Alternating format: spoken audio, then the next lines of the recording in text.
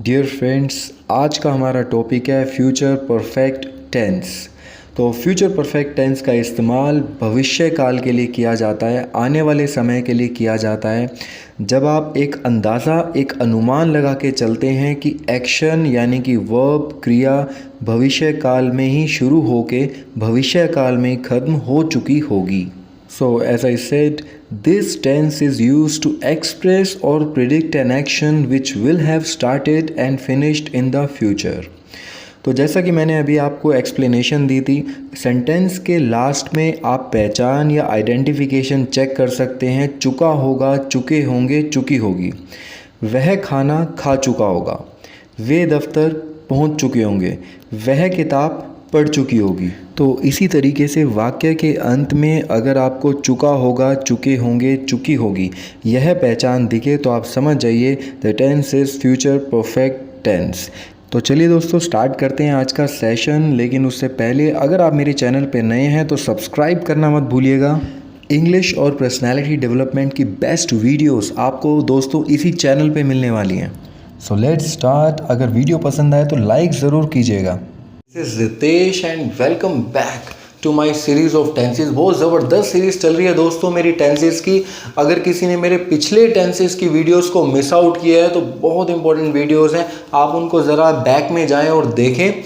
आज जिस टेंस के बारे में बात करने जा रहा हूँ वो है फ्यूचर टेंस का टेंस नंबर 3। यानी कि हम ऑलमोस्ट लास्ट तक पहुँच चुके हैं टेंस की जर्नी में। और सेकेंड लास्ट टेंस जो आपका बनता है वो है फ्यूचर परफेक्ट टेंस। इससे पहले दो टेंसेस आपने पढ़े, फ्यूचर इंडेफिनिट और फ्यूचर कॉन्टिन्यूस। उनको जोड़ के चलिए, एक चेन बना के चलिए फ्यूचर टेंस की, जिसमें पहला टेंस था फ्यूचर इंडेफिनिट। एक एक्शन लेते हैं, मैं एक लड़के के बारे में, एक बच्चे के बारे में बोल रहा हूँ कि वह लेटर लिखेगा, यानी वह पत्र लिखेगा। ये था आपका पहला टेंस फ्यूचर इंडेफिनिट। वह पत्र लिख रहा होगा, फ्यूचर में वो काम चल रहा होगा, तो वो फ्यूचर कॉन्टिन्यूस टेंस था जो इससे पिछली वीडियो में मैंने आपको सिखाया। अब उसी कड़ी में जो तीसरा टेंस आता है फ्यूचर परफेक्ट, ये सुनिश्चित करता है, ये आपको इंडिकेट करता है कि कोई भी काम, कोई भी एक्शन फ्यूचर में, भविष्य में पूरा हो चुका होगा। तो आप अनुमान लगा के चल रहे हैं, आप एक अंदाज़ा लगा के चल रहे हैं कि कोई भी काम, कोई भी एक्शन, जो इन्फॉर्मेशन आप दे रहे हैं वो फ्यूचर में, आने वाले समय में वो एक्शन पूरा हो चुका होगा। एग्जाम्पल लेते हैं दोस्तों। तो एग्जाम्पल में यही आइडेंटिफिकेशन आएगी, चुका होगा, चुके होंगे, चुकी होगी। हिंदी की वजह से ये आइडेंटिफिकेशन फ्यूचर परफेक्ट में आती है। या फिर आप इसको दूसरे एंगल से भी बोल सकते हैं, लिया होगा या दिया होगा। मैं आपको एक ही सेंटेंस इन दोनों आइडेंटिफिकेशन से बोल के दिखाऊंगा यहाँ पर। वह खाना खा चुका होगा या फिर उसने खाना खा लिया होगा, एक ही बात है दोस्तों। बुकिश आइडेंटिफिकेशन होती है, चुका होगा, चुके होंगे, चुकी होगी। खाली इसको रट्टा मत लगाइए। प्रैक्टिकली हिंदी में लिया होगा, दिया होगा भी अप्लाई किया जाता है फ्यूचर परफेक्ट टेंस में। तो फिर से देखिए एक एग्जाम्पल, वह अपना काम पूरा कर चुका होगा। और इसी सेंटेंस को घुमा के मैं कह सकता हूँ कि उसने अपना काम पूरा, जी हाँ दोस्तों, कर लिया होगा। एक ही बात है। तो चाहे आइडेंटिफिकेशन आप ये यूज़ करें, चाहे सेकंड ऑप्शन यूज़ करें, दोनों ही केस में जो टेंस होगा वो होगा फ्यूचर परफेक्ट टेंस। तो आइए दोस्तों आगे बढ़ते हैं। और अब जो बारी है, अब रूल का नंबर है यहाँ पर। रूल को ज़रा अच्छे से सीख लीजिए, रूल के बगैर सेंटेंस कभी नहीं बना पाएंगे आप लोग। तो सब्जेक्ट यहाँ पर सबसे पहले हर बार की तरह। और एक और चीज़ जो आप देखते आ रहे हैं मेरी वीडियोस में कि फ्यूचर टेंस में आप विल और शैल का यूज़ कर रहे हैं, और विल का यूज़ सभी सब्जेक्ट्स के साथ एप्लीकेबल है। लेकिन इस बार आपको एक चीज़ और यूज़ करनी है विल के साथ, और वो है हैव दोस्तों। किसी भी सब्जेक्ट्स के साथ, किसी भी सब्जेक्ट के साथ आपको विल यूज़ करना है। और विल के साथ आप ये मान लीजिए कि फ्यूचर परफेक्ट टेंस में विल का जो पार्टनर होगा विल हैव होगा अफर्मेटिव सेंटेंस में। हैज़ का यूज़ नहीं होगा। हैज़ और हैव एक डिफरेंट कॉन्सेप्ट होता है, लेकिन हैव का यूज़ फ्यूचर परफेक्ट में चलेगा। इसके बाद आपको यूज़ करनी है वर्ब की थर्ड फॉर्म और साथ में ऑब्जेक्ट। यानी कि third form of the verb, present perfect, past perfect, future perfect, तीनों परफेक्ट टेंसेस में क्रिया की थर्ड फॉर्म अप्लाई होती है। यानी खाने की बात कर रहा हूँ तो मैं ईटन यूज़ करूँगा, कोई काम करने की बात कर रहा हूँ तो मैं डन यूज़ करूँगा, पीने की बात कर रहा हूँ तो मैं ड्रंक यूज़ करूँगा, सोने की बात कर रहा हूँ तो मैं स्लेप्ट यूज़ करूँगा, जाने की बात कर रहा हूँ तो गोन यूज़ करूँगा, आने की बात कर रहा हूँ तो मैं कम यूज़ करूँगा, और लिखने की बात कर रहा हूँ तो मैं रिटन यूज़ करूँगा। यानी कि थर्ड फॉर्म यहाँ पर आपको ध्यान रखनी है, इसे मिस मत कीजिएगा दोस्तों। उसके बाद है आपका ऑब्जेक्ट, एज यूजुअल हर टेंस की तरह। अब देखते हैं यहाँ पर एक एग्जाम्पल लेते हैं, एक एक्शन लेते हैं। तो एक लड़के के बारे में मैंने एक पॉजिटिव अफर्मेटिव सेंटेंस बोला, तो इसको मैं ए लिख देता हूँ यहाँ पर, अफर्मेटिव सकारात्मक। ही विल हैव,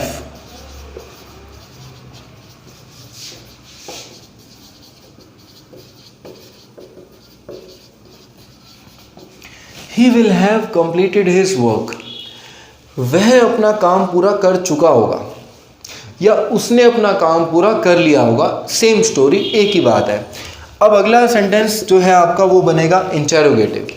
तो इंटेरोगेटिव बताने से पहले दोस्तों मैं फिर से क्लियर कर रहा हूँ कि विल के साथ हैव ज़रूर लगाना है आप लोगों को, और यहाँ पर चाहे सब्जेक्ट ही हो यानी कि थर्ड पर्सन हो, या आई हो फर्स्ट पर्सन हो, या कोई भी सब्जेक्ट हो, सिंगुलर हो प्लूरल हो, कोई फ़र्क नहीं पड़ता। आपको विल के साथ क्या यूज़ करना है, हैज़ का यहाँ पर कोई रोल नहीं है। तो more examples I can give you, कुछ और एग्जाम्पल्स अगर आप यहाँ पर लेना चाहते हैं तो ज़रूर देखें ज़रा। वह पत्र लिख चुकी होगी या उसने पत्र लिख लिया होगा। She will have written a letter, write, wrote, written. वह अपने घर पहुँच चुका होगा।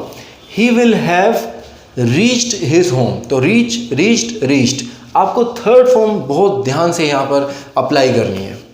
वह खाना खा चुका होगा या उसने खाना खा लिया होगा।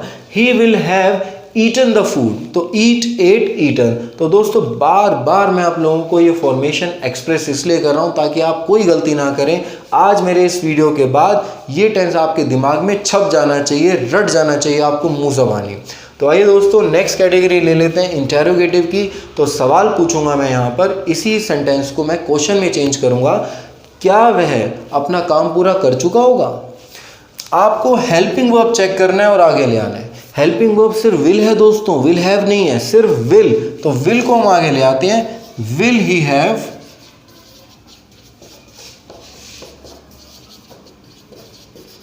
Completed his work.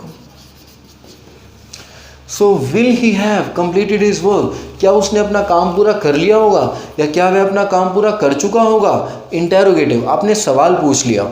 उसके बाद इसी क्वेश्चन को आई प्लस एन यानी इंटेरोगेटिव प्लस नेगेटिव, आप सवाल पूछ रहे हैं लेकिन नहीं क्या एंगल से पूछ रहे हैं कि क्या उसने अपना काम नहीं किया होगा, क्या उसने अपना काम पूरा नहीं किया होगा।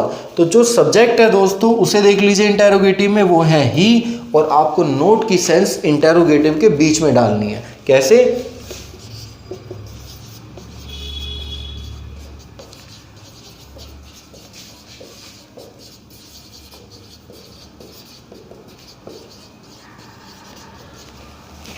Will he note have completed his work, तो सिर्फ नोट का फासला है, सब्जेक्ट के बाद नोट लगा दीजिए। तो क्या उसने अपना काम पूरा नहीं किया होगा? And last category is negative. Negative का मतलब होता है नकारात्मक, आप जवाब नहीं में दे रहे हैं, और जब आप जवाब नहीं में देंगे तो हेल्पिंग वर्ब को फिर से ट्रैक कीजिए, हेल्पिंग वर्ब के साथ नोट लगा देना है दोस्तों, और कुछ नहीं करना है आपको।